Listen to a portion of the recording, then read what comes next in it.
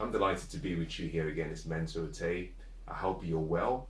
I'm still teaching on the theme of financial freedom, financial wealth, financial independence. And in the next few minutes, I'm going to be sharing with you what I call the financial freedom goal setting process, the steps you have to take. Now, there are three ways to change your life. Very basic, but three profound ways to change your life. To change your life, number one, you must know where you are. You need awareness, self-awareness. You have to know exactly where you are. What is your current location? Number two, you must know your destination, where you're trying to get to. And finally, number three, you must know how to get there in the shortest possible time, but also in such a way that you enjoy the journey. And this simply means you have to take action. Number one, know where you are, your location. Number two, know where you're trying to get to, your destination. Number three, know the path you have to follow to achieve that. And so what I want to share with you is really the pathway. The pathway. You know where you are already. You know where you're trying to get to. The question is, okay, how do you achieve it? How do you make it a reality? And there are 10 steps that I want to share with you, and I think this will be very useful. The first thing you have to do in the financial goal setting process is, number one, decide what you want and then write it down. Very simple, very basic. But a financial goal that is not in writing is only a wish. It's a dream.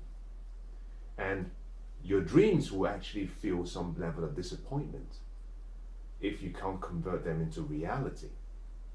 You know, if you keep dreaming but you don't make your dreams a reality, you're just simply no different from someone who fantasizes. Your dreams have to be converted to goals. Your goals have to be crystallized in writing. They have to be given permanence in written form so that you can see it. Because when you write your goals down, now you can take action. But more importantly, now you can question whether the goal is really what you want. Clarity of your goal is achieved when it's documented and then reviewed. Second thing you need to do is decide when you want to achieve the goal. What's the deadline? What's the timeline? How long have you set for yourself to achieve the goal? Now this is important primarily because once you know where you are now, your location, now you might find that you fall into one of three classes of people. Number one, you may be one of those who spend more than they earn, which means that you're in a deficit position. Number two, you might find that you are in an even position, which means that you spend exactly what you earn, but you have nothing left. Or number three, you might be one of those who lives below their means, and you earn much more, but your expenses are much less than you earn, which means you have what we call a surplus. Now, depending on which of those categories you find yourself in, that would help you know how long it would take for you to achieve your goal of financial freedom. Now, why is the timeline and the deadline important? It's really critical because your mind needs focus. Your mind is so powerful that it doesn't rely on vague ideas. You're giving it a picture of what you want, but now you have to give it an assignment. You have to say, I need you to arrive in this location on a particular time frame. And that means you have to sit down and calculate, based on the way you live now, based on your habits, based on your lifestyle, what sacrifices you can make and how long it would take for you to become financially free. Now, you may not have the exact answer, but set a deadline. And when I set my deadline for financial freedom, I sat down and I said, I want to achieve financial freedom within 10 years. Guess what? When I set this goal, you would have thought that I was joking. It seemed like I needed a magic wand. You see, my position and my location at that time was so different to the destination I wanted to get to. I was in debt. I was poor. I didn't have a great job. I was earning much less than I was spending. I didn't have hope. But one of the things we all have is the permission to dream. You have to just decide. And I sat down and I said, I want to achieve financial freedom within 10 years. Guess what? I did. I achieved financial freedom within 8 years. It took me between 2 and 3 years to study, to model, to learn the philosophies, the beliefs, to learn the habits, the lifestyle of the wealthy and successful.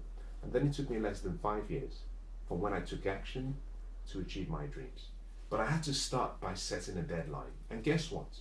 When you set a deadline, understand something, that you want to set a deadline that is not too far in the future that it leads to complacency. But also, you don't want to set a deadline so close that it leads to a point where you start to lose your joy for living. Joy is the secret ingredient to know whether your target timeline is realistic. Now, it will require sacrifice, and that's okay. But the second thing you must do on your journey is choose a timeline. The third thing you have to do is make a list of 5 reasons. Now, I like to use 10, but I don't know who you are, I don't know what your circumstances are. You may not have that many, or maybe you will have more than 50. But I've found that your reasons decide whether you achieve success or wealth or not. The power, the pull, comes from your reasons. And you've got to be careful because there are 2 ways of achieving your dreams. We call one the push, the other we call the pull. The good reasons are those that pull you towards the goal. Sometimes you might have reasons that push you. Now, if you think about a piece of string, if you were to push a piece of string from the back, let's say you had a long piece of string on a table and you were to just push it and try to move the whole string forward, what you find that it starts to swiggle, it squiggles. On the other hand, if you were to just pull from the front, you can see that, wow, it starts to move. You need reasons, but find reasons that pull you towards it, because your reasons, the good ones, will pull you towards your goal, but they'll pull you through any obstacles you find. And make as many as you can. Now, on my list when I started, I had lists of reasons such as benevolence. I wanted to give money away. I wanted to help people. I wanted to buy, luxury items. I wanted the lifestyle of the wealthy and the rich. I wanted the cars. I wanted to have my own private plane. I wanted to live in a great location. I wanted to travel. I wanted to have holidays. I wanted the lifestyle. That's okay. It was my reason. You get to choose yours. I had reasons such as freedom. I had reasons such as I could now fulfill my life's purpose and calling and my passion. I had reasons such as I can spend time with my lovely family and my loved ones. I had reasons such as I could just live the life according to my terms, what I call the extraordinary life. Those were my reasons. Now, what are your reasons? Write them down. Now, I had a long list of reasons, and every day I add more reasons to those. It's not a one list that is never going to be touched again. It's your list. You can keep making changes as you want. So decide your reasons, choose your reasons, because your reasons will pull you forward. They'll get you off the launching pad of those dreams, and you can start moving towards the future that you deserve. And once you've identified your reasons, the 4th thing you have to do is identify 5 or 10 reasons why you do not have that future that you want already. You want to be financially free? Why don't you have it? This is important. I actually believe that the answers to these questions can literally reduce the time it would take to achieve financial freedom by more than 40%. But if there's something you do not have, there's a reason. There is a reason. Now, I'll give you a good example of how best to understand this concept. Those who have and who are living a life that you want are doing something that you're not doing. They know something that you don't. They live in a certain way that you don't. They have habits that you don't. One of the best ways to achieve your dreams is to find success, study success, and then replicate the success you found. So the question is, if your desire is to be financially free, why are you not financially free right now? Is it relating to a lack of wisdom, a lack of skill? Is it a time factor? Is it as a result of what you earn? Is it a result of your expenses? how you live, your habits. What is it? But this needs some time, and it's something you have to do for yourself. Because I believe that if you have a bucket and you have a leak in the bucket, it doesn't matter how much water you pour into the bucket, it will all leak away. And until you identify where the leak is, there's no need pouring water into the bucket, because you're just wasting your effort and your time. So find out why you don't have it. If it's wisdom, you may need to increase your financial intelligence. If it's an issue with time, you might need to look through your daily schedule and see how best you can use your time to achieve your dreams. Perhaps you could start part-time. You could maybe invest half an hour every day, and at the weekend you can invest an hour. Just start where you are, but identify the reasons you don't have it. Now, once you've done that, let's move to number 5. Number 5 is you must identify the obstacles that are going to be on your way. Too often, we make the mistake of thinking it's going to be an easy journey. Let me assure you, it's not. It's simple, but it's not easy. There are obstacles that will be on your way. Your responsibility is to plan for it. Now, if you've ever seen a 4x400 meter hurdle race, if you saw the Olympics, then you may have seen some of the athletes competing. In a hurdle race, you have athletes, contestants running on a track, but they have obstacles along the way. Now, what they have to do is, as they run, is jump over the obstacles and navigate the timing and the jump in such a way that they do not injure themselves, but also in such a way that they can continue the race. And those who achieve and who win are those who have studied themselves, but also have studied what I call the art of timing. The timing of when to jump, where to be when you jump. Very important. Similarly, in your financial journey, you will have obstacles. You will have a lot of obstacles. There will be things that happen. Why don't you capture those down? And the reason you do this is simply, there are 2 kinds of people. There are those who react to life, and there are those who respond to life. Which of them are you? You see, if I do something and you react, then I am in control. Similarly, if obstacles come your way and you react to them, then the obstacles are in control. But going back to the example of a hurdle race, the runners don't react, they respond. Why? Because they've already mentally prepared.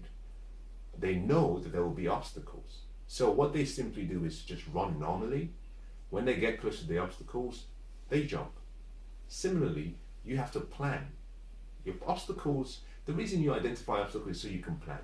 And once you've identified your obstacles, let's move down to the 6th. I believe it's number 6 I'm giving you now. I'm not counting any longer, or I'm not counting properly. You have to identify the sacrifices and the price you have to pay. Now, obstacles is one. Obstacles is external. The price you have to pay is internal. I'll say that again. The obstacles that will be on your way are external. There's nothing you can do about that. Those are the events, those are the circumstances, those are things that show up in life. Examples: illness, maybe a death in the family, maybe the job you have, you lose it, maybe the company decides to close up. There's so many external things that you cannot control. You cannot control.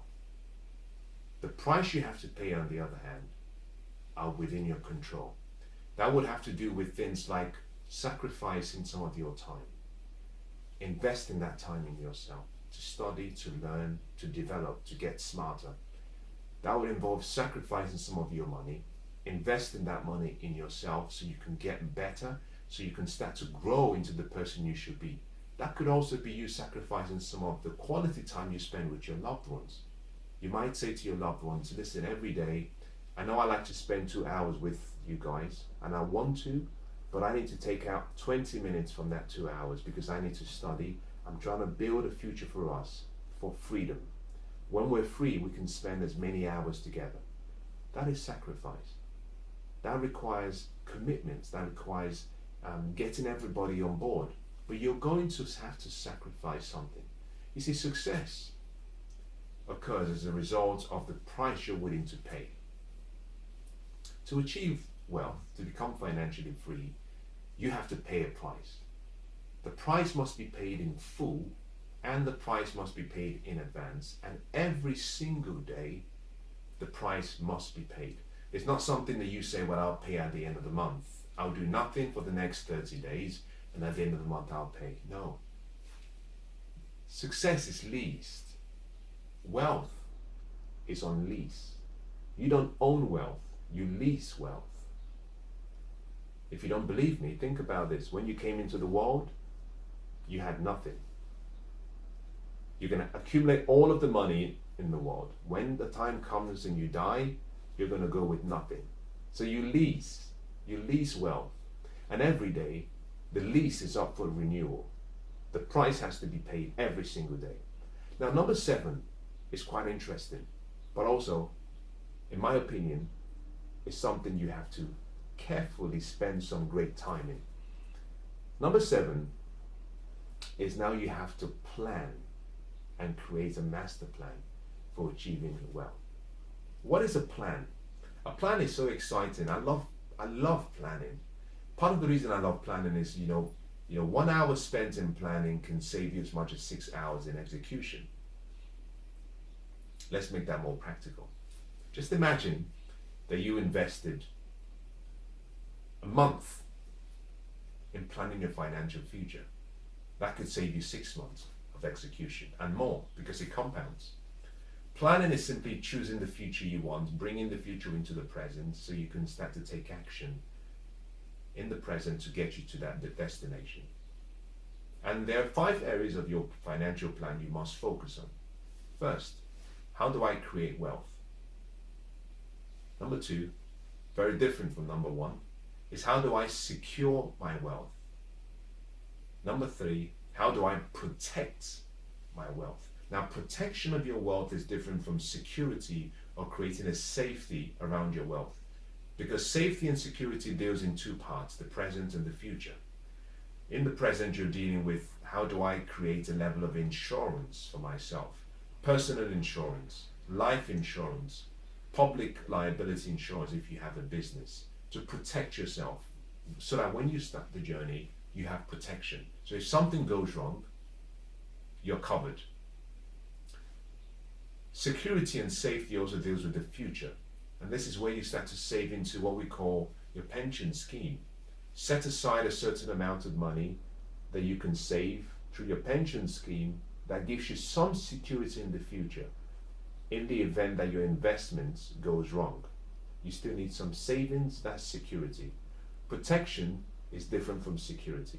Protection deals with making sure that you have enough, almost like a pillar of covering. That deals with insurance, that deals with liability concerning you or your business. Protection, on the other hand, deals with making sure you have financial support in the future. And that could be pension scheme for the future. But if you're trying to deal with safety and security in the present, you're talking about making sure that before you begin your journey, that you have about 6 or 12 months of your monthly expenses set aside, so that when you begin the journey towards financial wealth, you're not distracted by any setback. That is providing safety. So we've talked about creating wealth. We've talked about protecting your wealth, protecting yourself. We've also talked about securing your wealth. Now, the next thing you have to do is a plan. You need a plan of how you multiply your wealth. That is where wealth is created, in the multiplication stage.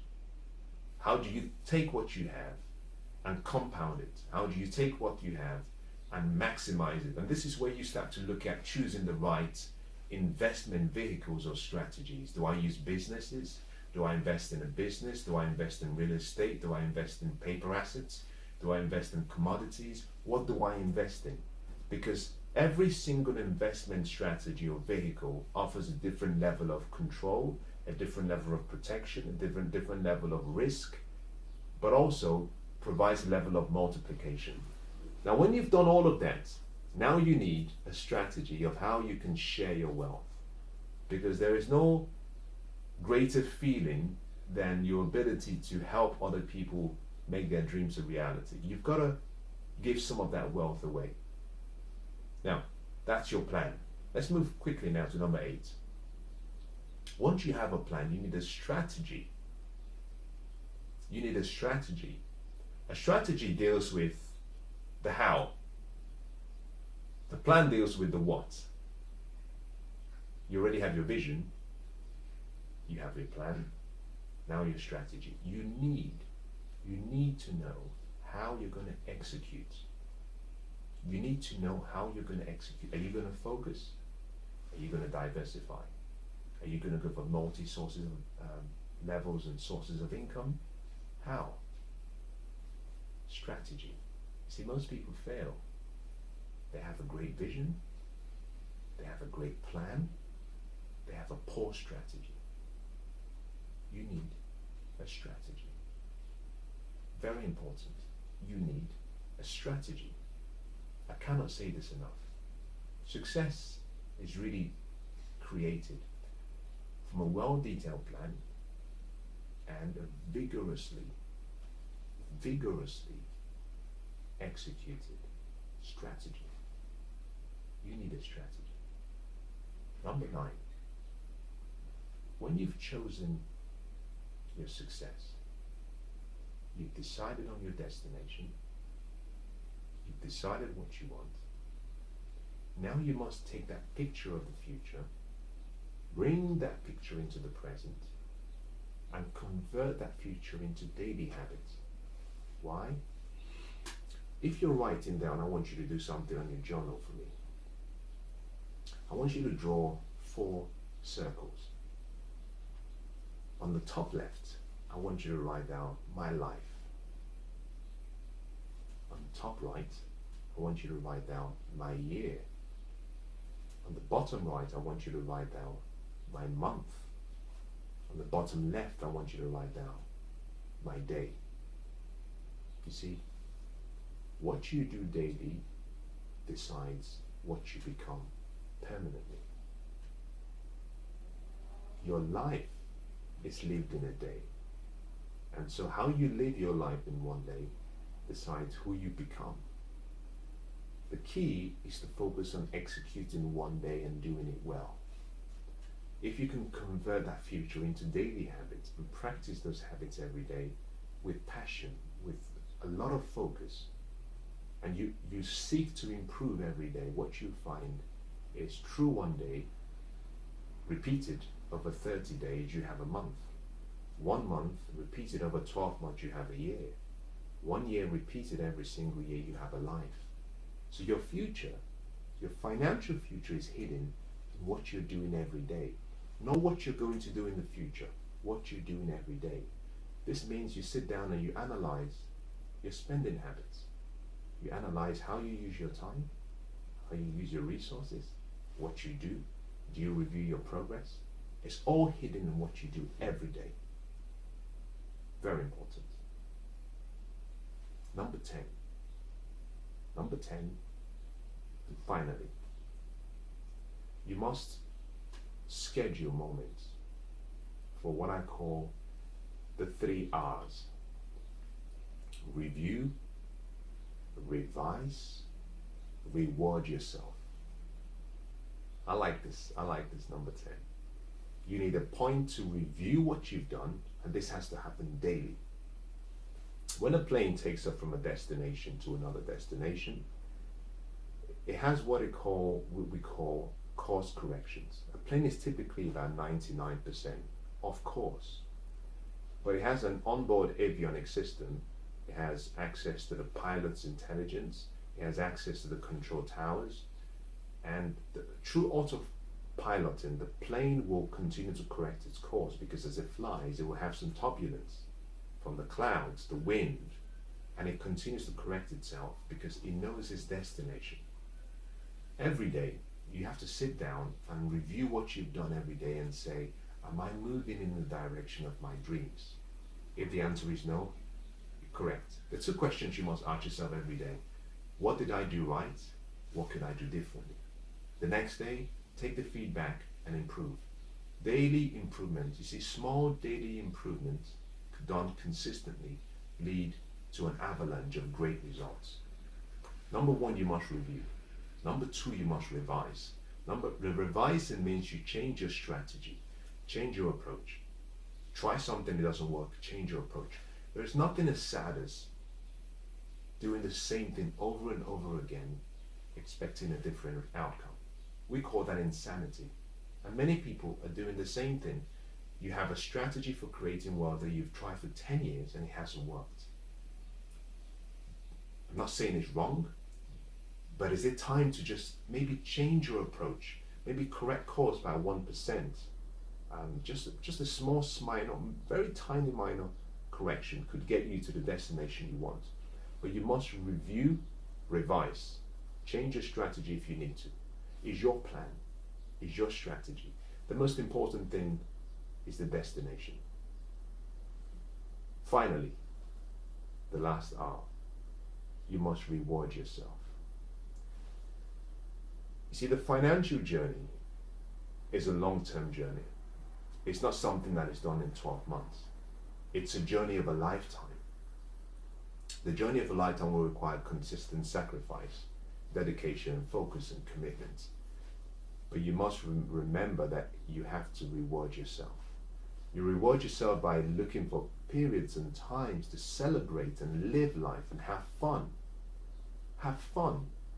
You must also find times when you can recover, your mental recovery, physical recovery, spiritual recovery, emotional recovery, material recovery. You need to schedule all of these, because the quality of your results and the quality of your focus depends on the quality of your mental state, your emotional state, your spiritual state. So I would say this: treat your body like a temple, because it's all you have. And if your body is not treated like a temple, it could sabotage you from achieving your dreams. Feed your mind, because that's all you have. If you don't, it might not give you the creative ideas you need. Feed your emotions, nurture your relationships, find the people who help you recover, find the relationships that make you feel happy, because 80% of your happiness will come from your relationships. And if you're a miserable person along the journey, you might not make it till the end. Feed your spiritual self. If you believe, if you have a belief, if you don't, that's fine. But if you have a belief, if you have whatever that might be, it's important you practice what you believe in.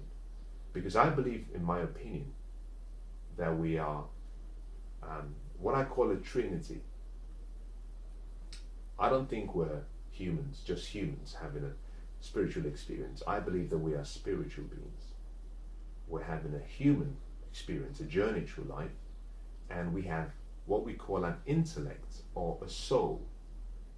This means that the physical body, which is what you see, I can go to the gym and I can exercise, but I have to also feed the spiritual side of me. Very important. Now, these 10 steps are so basic but so powerful. If you follow this religiously, commit to each and every one of them, you will find yourself great success. And I wish you the best of luck. God bless.